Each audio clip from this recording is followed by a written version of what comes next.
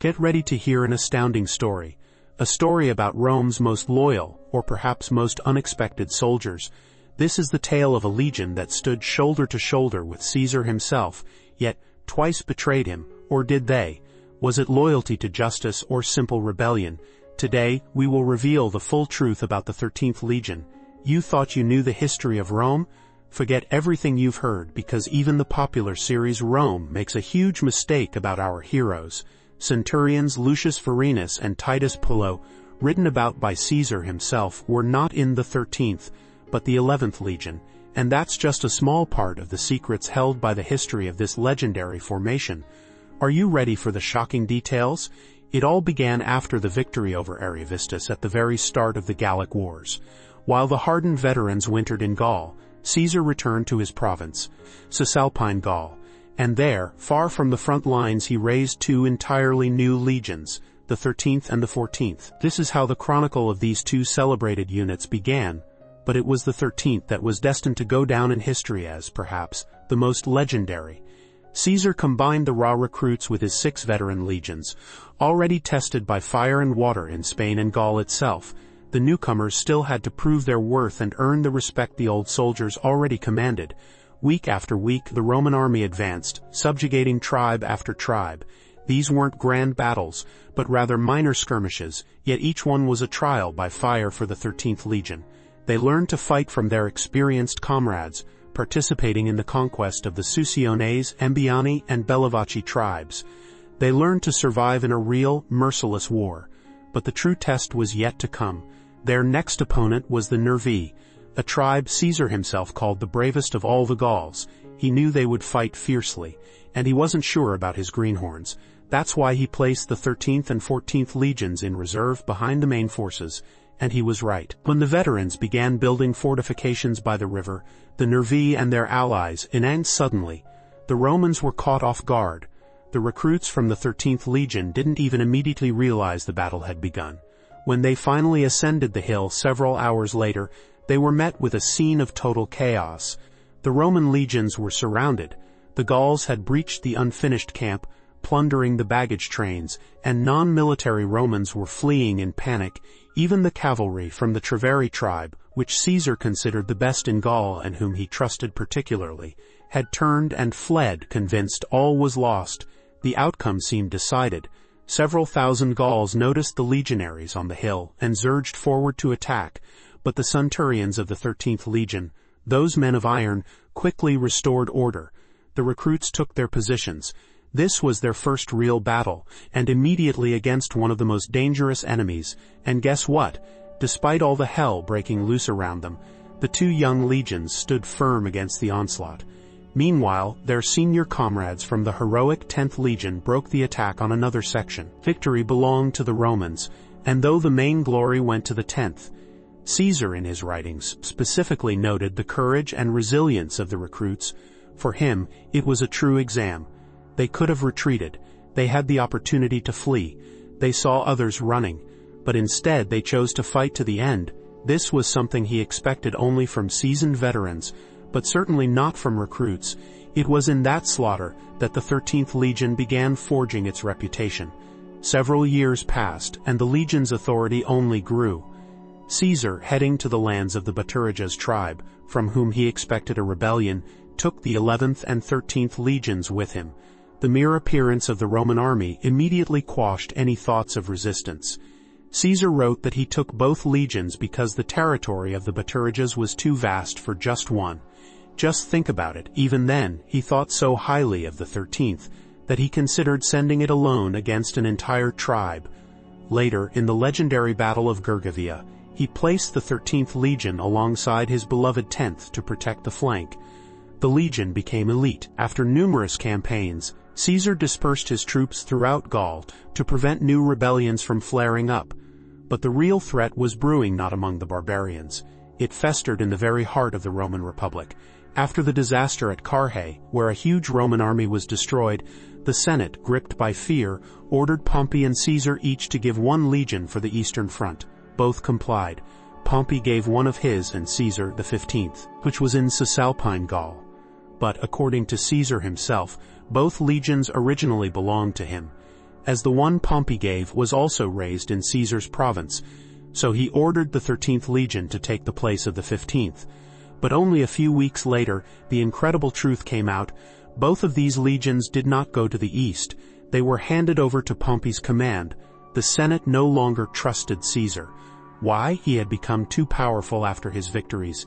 He had defeated Ariovistus, the king of the Suebi, who was an ally of Rome. He had raised 10 legions. Even though the Senate had only authorized 4, he constantly acted independently, disregarding orders from Rome. But was he a tyrant or simply a victim of circumstances?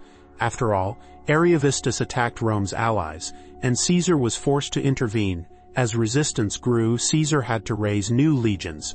But if he had fully obeyed the Senate, he would have had to disband his army and face trial for actions that he and the Roman people considered heroic.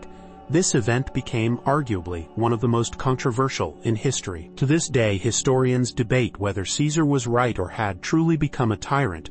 Caesar made one last attempt. He sent another envoy to the Senate, offering to disband his army, but only if Pompey did the same. The Senate, where Pompey's supporters by then dominated, perceived this as a declaration of war. Pompey was immediately granted full control over the army, and Caesar was declared an enemy of the state. From this moment on, Caesar understood, peace is impossible. He began preparing for his fateful march on Rome. And here arises the most intriguing question: why exactly was the 13th Legion chosen for this crazy move? No one knows the exact reason. Perhaps it was a simple coincidence. It was the only legion close enough at that moment. When Caesar sent it to Cisalpine Gaul, he didn't yet know that the 15th would defect to Pompey. The more experienced legions were far away, deep within conquered Gaul. But there's another version, a much more beautiful one. The 13th Legion was raised in northern Italy and was almost entirely composed of Italians. This might have influenced public perception. Caesar was marching on Rome with Romans, not foreigners, but most likely it was all much more mundane. The 13th Legion was already battle-hardened, tested in brutal fighting, loyal and devoted, and at that moment there was no force in Rome capable of standing against it. The legion reached the Rubicon River. This was the border of Italy. According to ancient law, any general who crossed this river with an army declared war on Rome. He committed an unforgivable act of treason. At dawn, Caesar stopped at the water's edge. He stood for a long time, lost in thought. Many imagine him at this moment hesitating, weighing the consequences. But Caesar was not one to hesitate. He had planned everything in advance. He was confident in his decision from the very start of his march south. Furthermore, he had already ordered the 12th and 8th legions to follow him, and they were only a few weeks behind. The true reason for his pause at the Rubicon was far simpler and far more brilliant.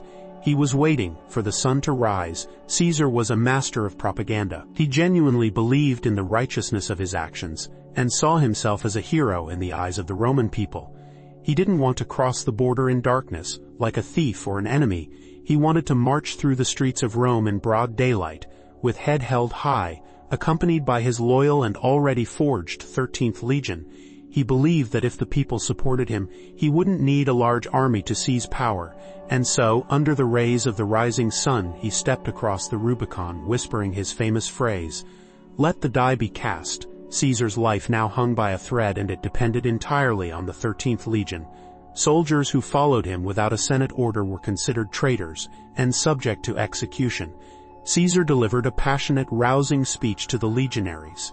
Something like, "We are heroes of Rome, we serve the people of Rome, and we do not deserve to be called traitors." And the people recognized him.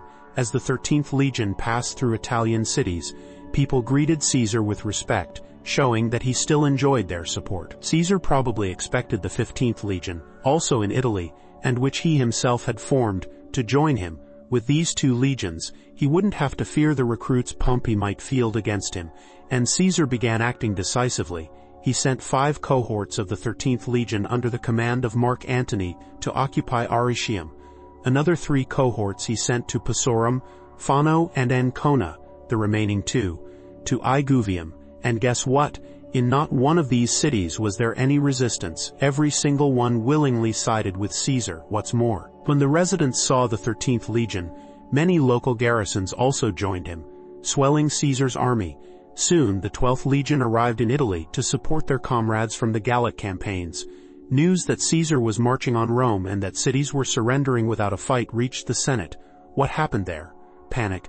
Pompey frantically began raising troops to somehow stop the unstoppable Caesar. Meanwhile, Domitius, the man the Senate had appointed to replace Caesar in Gaul, was furious that his new, highly coveted position was under threat. Defying all orders, he raised 2 legions and joined one of the forces sent by Pompey. In the end, he had 3 legions, and they took refuge in a fortified city, preparing to fight Caesar's veterans. Caesar camped nearby, but he couldn't storm the city. His forces were not enough, but history was once again on his side. A few days later, the loyal 8th Legion, also arriving from Gaul, appeared on the horizon. Now the advantage was Caesar's, and soon, Domitius's 3 newly formed legions offered to defect to Caesar. He, of course, gladly accepted. Now he had around 40,000 fighters, veterans of the 13th Legion, garrison soldiers, and other units. When Pompey heard this, he understood stopping such an army was impossible. Along with his supporters and senators, he fled to Brundisium to then cross to Greece. They were accompanied by that very 15th Legion, on which Caesar had so vainly pinned his hopes. Despite this, Italy unconditionally belonged to Caesar. The civil war was igniting. The 13th Legion and its brother, the 14th, were ordered to march to Spain to fight Pompey's best troops near Ilerda. And they succeeded. Victory was achieved almost without bloodshed. The legion remained stationed in Spain for a while. And then came an astounding, completely unexpected turn in the fate of the 13th Legion. The legion was placed under the command of a certain Cassius, the acting governor of Corduba. According to Caesar himself, Cassius was an incredibly greedy and corrupt man. He was deeply in debt, and decided to pay it off at the expense of the unfortunate local populace, imposing harsh and unjust taxes. He fabricated charges against wealthy citizens, forcing them to pay huge fines for crimes they had not committed. This is one of those rare moments when history allows us to see not only the heroic deeds on the battlefield, but also the deceit happening behind the scenes.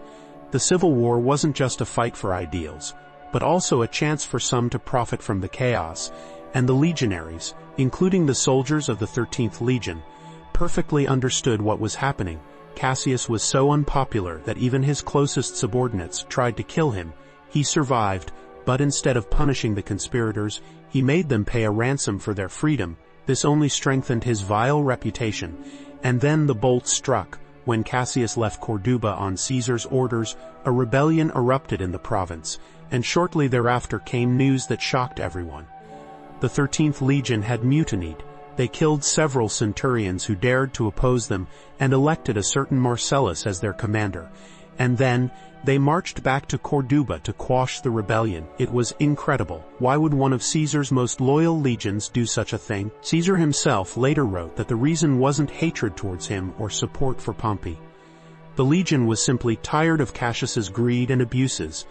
The 13th was followed by other units, veterans of the 2nd Legion, as well as 2 newly raised legions. The remaining units stayed with Cassius but made it absolutely clear that they remained only out of respect for Caesar, not for Cassius himself. In fact, its own internal civil war had begun among Caesar's own legions. When the 13th Legion approached Corduba, the city's residents begged them not to take revenge, saying they were rebelling not against Caesar but against the despicable Cassius. Marcellus camped nearby to maintain order.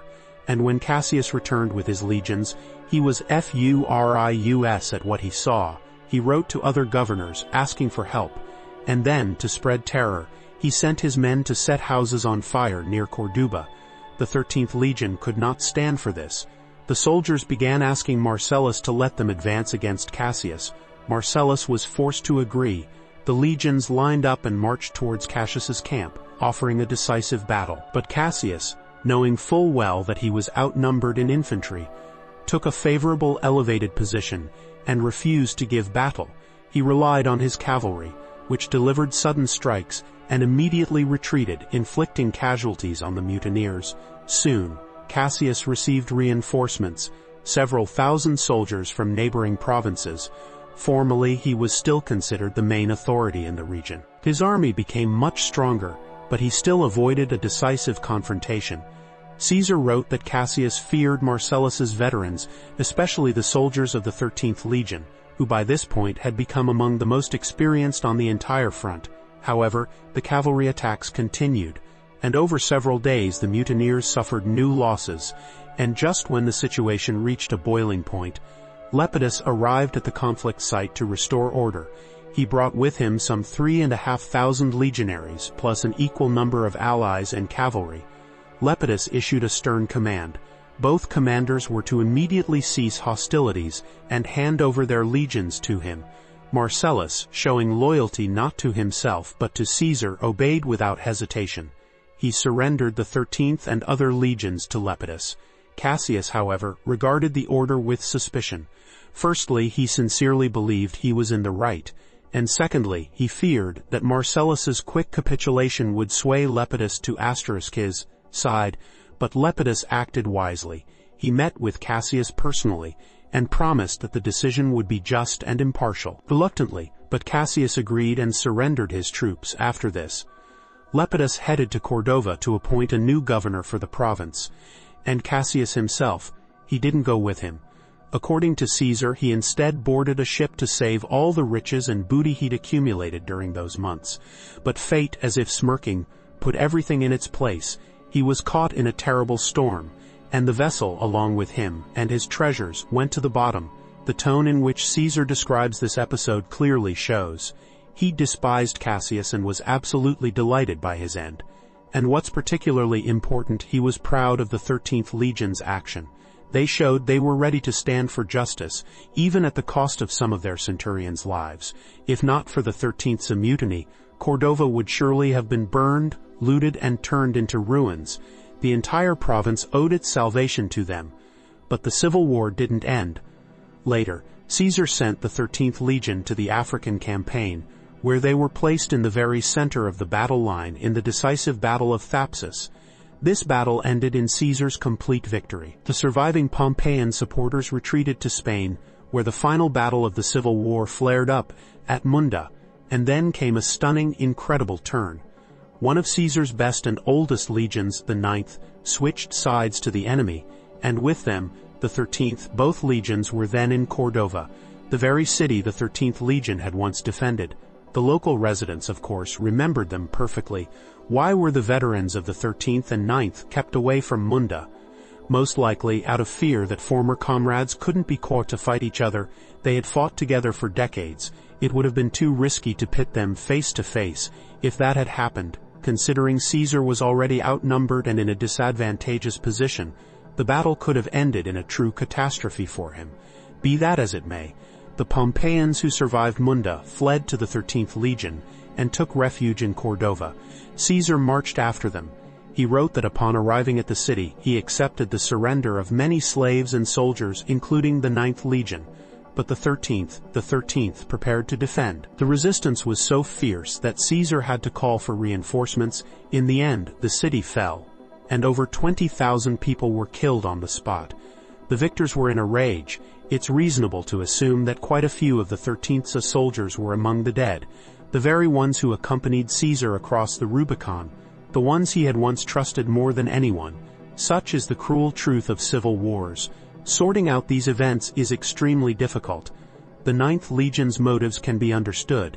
Its veterans should have retired long ago and were disappointed by empty promises. They had already mutinied once. But the 13th, that really surprised everyone. Perhaps the order to switch sides came from above, from commanders who for some reason thought it necessary. What's clear is their stubbornness in defending Cordova. After all, they had already defended it once, and now they felt responsible not only to the residents, but also to the thousands of Pompeian legionaries hiding in the city, many of whom were young recruits gripped by fear. In the end, the majority of the legion surrendered. Its ranks were replenished, and the legion survived. Soon after, as we know, Caesar was assassinated, and a new civil war began. Many of his old seasoned legions, such as the 10th and 13th, came under the command of his second most important ally, Mark Antony. The rest sided with his adopted son, Octavian.